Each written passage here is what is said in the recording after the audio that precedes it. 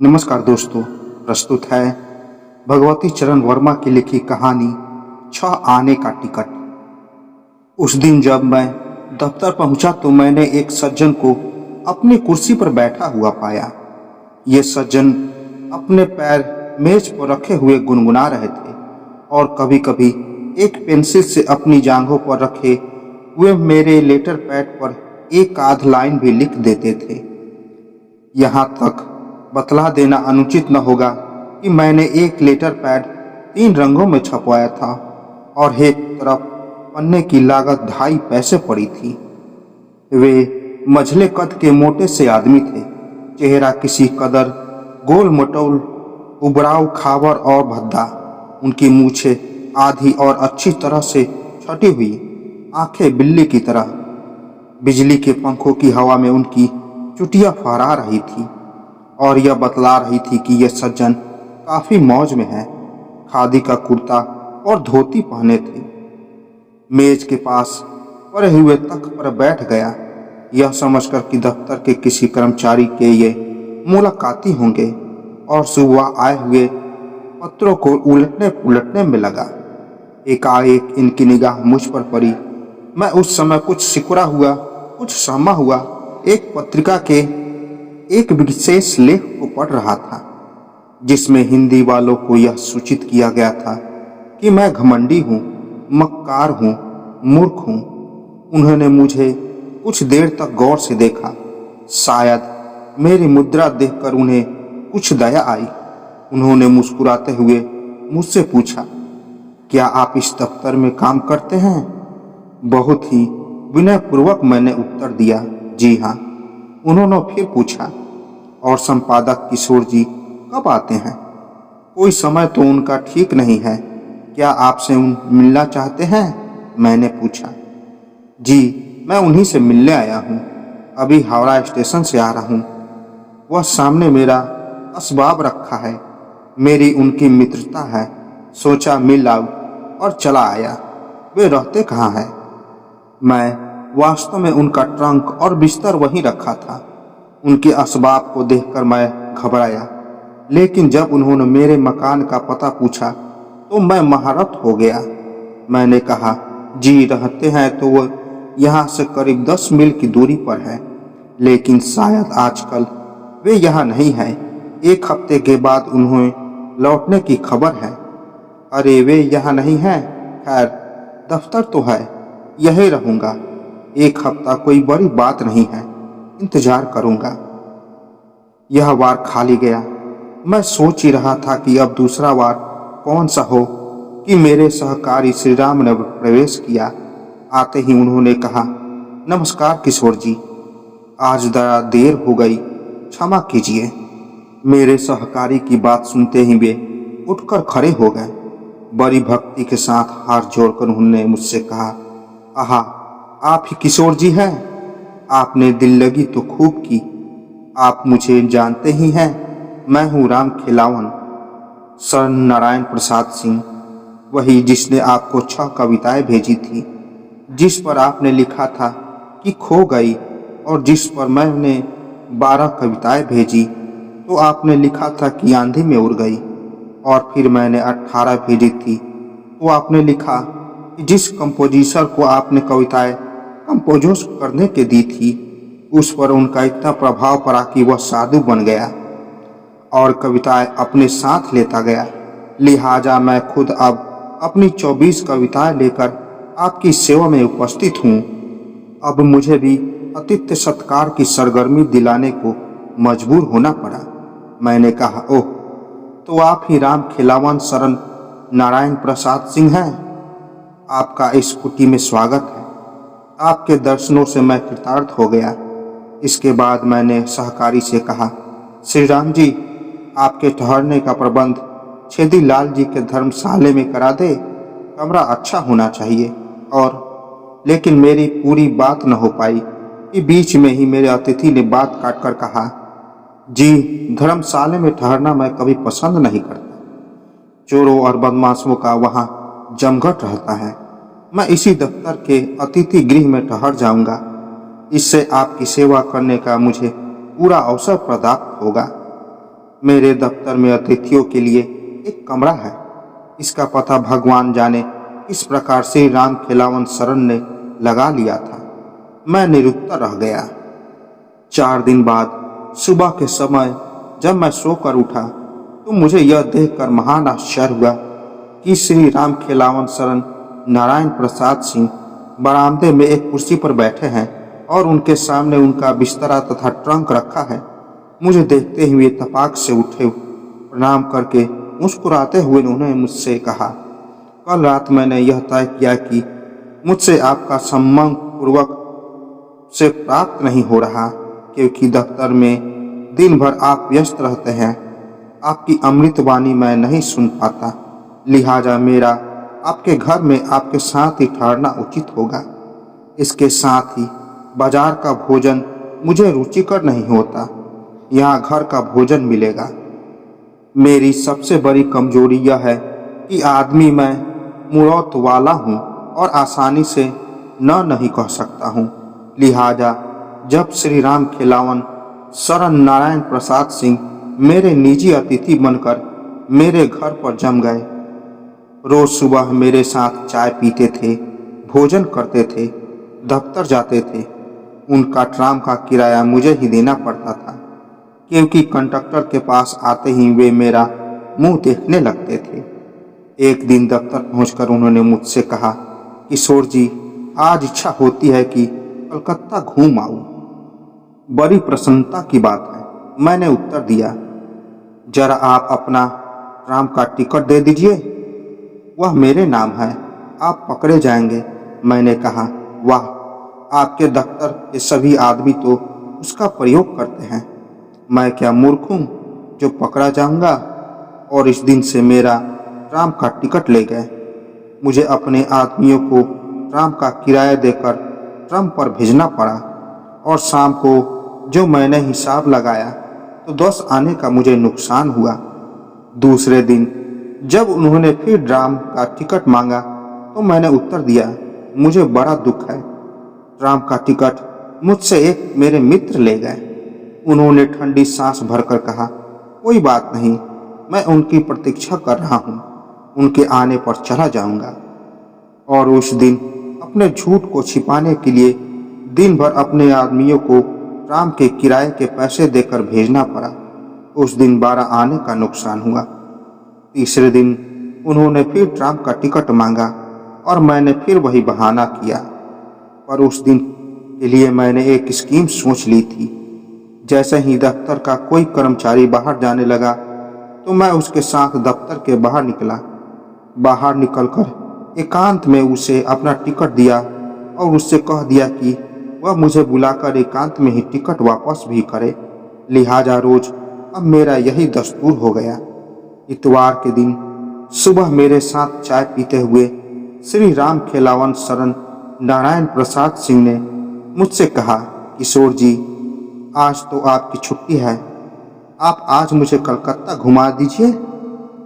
मैं उस दिन कुछ झल्लाया हुआ था।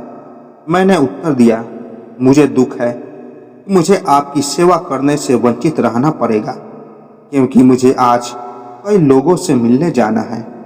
और यह कहकर मैंने अपने नौकर भीखू को आवाज दी, देखो, बाबूजी को आज शहर घुमा लाओ, 2 छह आने वाले टिकट ले लेना दिन भर के।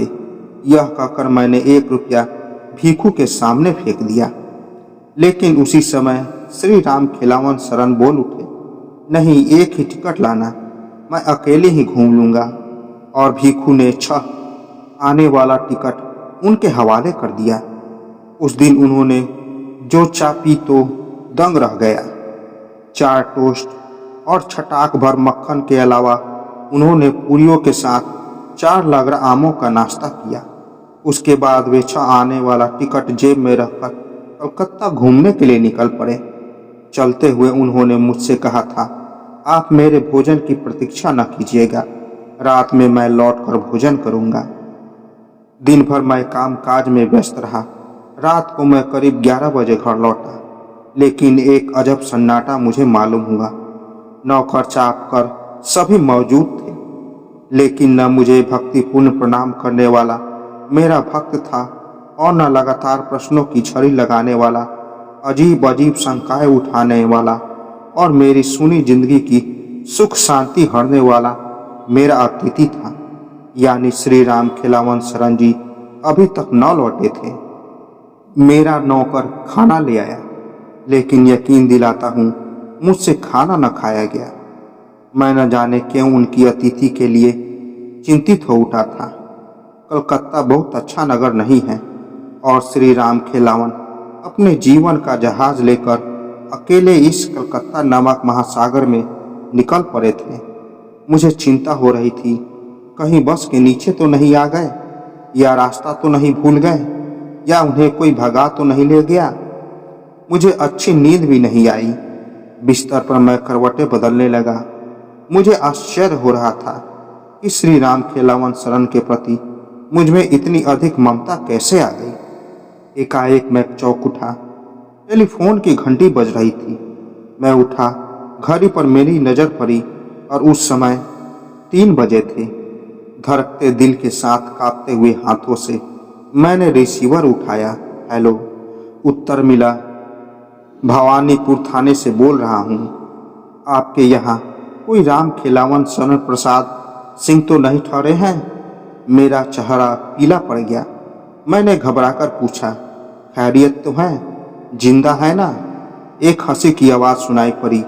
जी हाँ, है तो खैरियत से, लेकिन पिए हुए हैं। आधा घंटा हुए लाए हैं, आप उन्हें ले जाइए। रिसीवर मैंने रख दिया।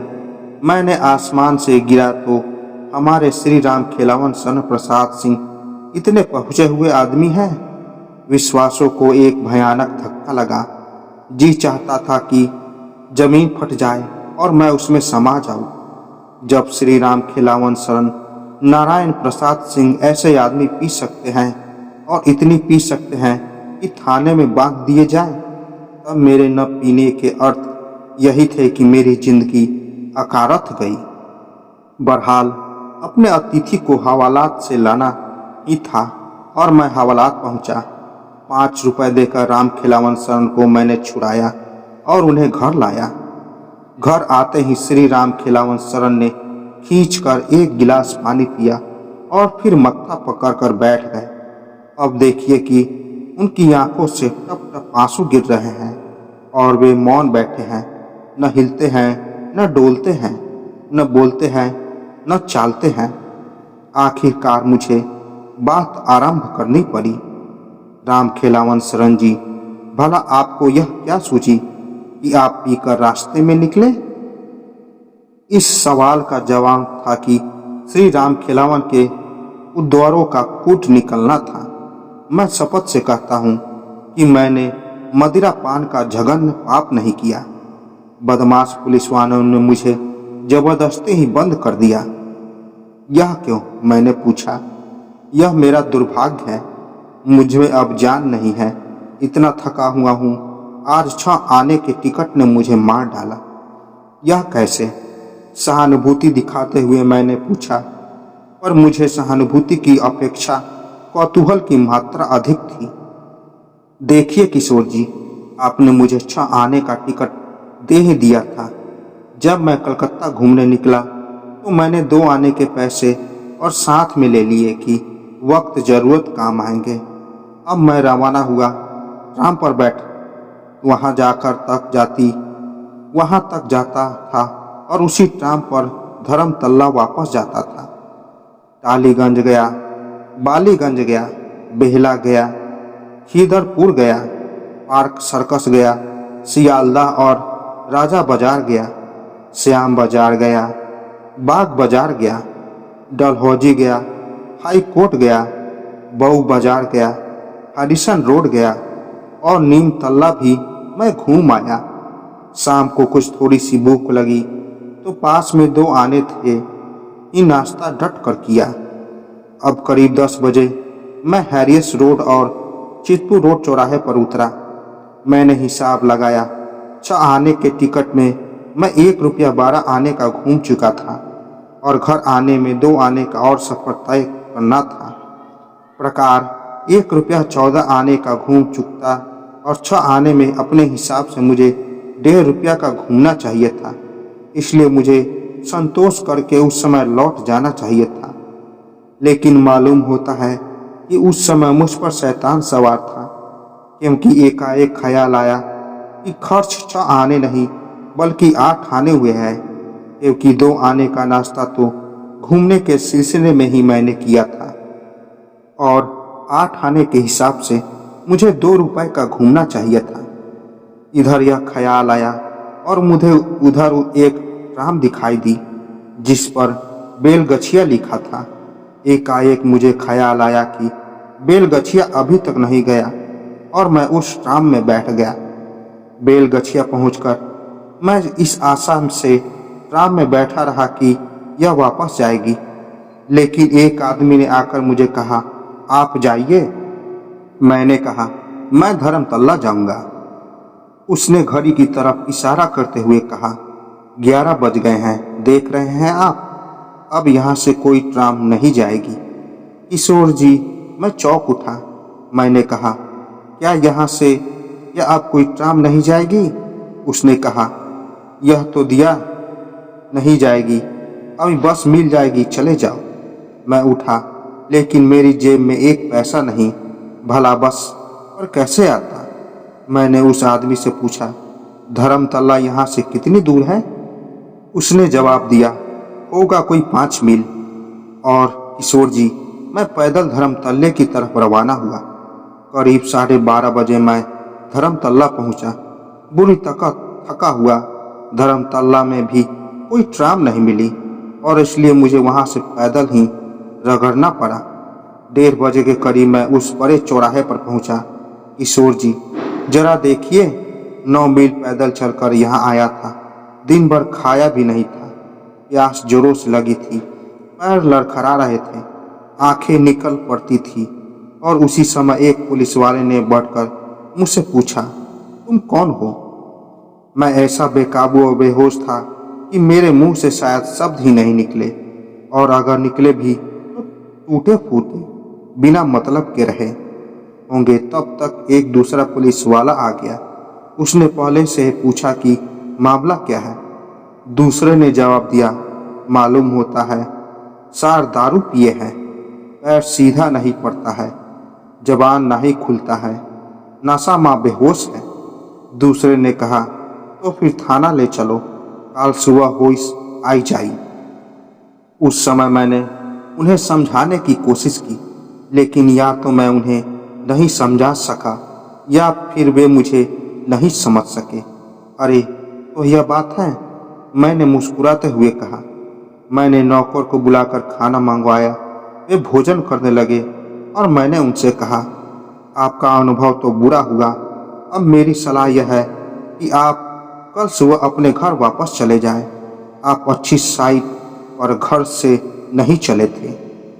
खाना खाते हुए उन्होंने कहा, जी हाँ किशोर जी, बात तो ठीक है, लेकिन मेरे मामा के ससुर के बहनोई जो टिकट कलेक्टर हैं और मुझे कलकत्ता मुफ्त लाए थे, कह गए थे कि करीब 15 दिन में वापस लौटेंगे, तब साथ ले जाएंगे। 12 दिन हो गए हैं, 2 दिन में आने वाले हैं, तब चला जाऊंगा। लेकिन इस घटना को हुए करीब 15 दिन हो गए और मेरा घर अभी तक आबाद है, क्योंकि श्री राम खिलावन शरण नारायण प्रसाद सिंह के मामा के ससुर के बहनोई अभी तक वापस नहीं लौटे हैं। तो दोस्तों, आशा करता हूँ ये कहानी आपको पसंद आई होगी। तो मिलते हैं एक और नई कहानी के साथ, तब तक के लिए नमस्कार।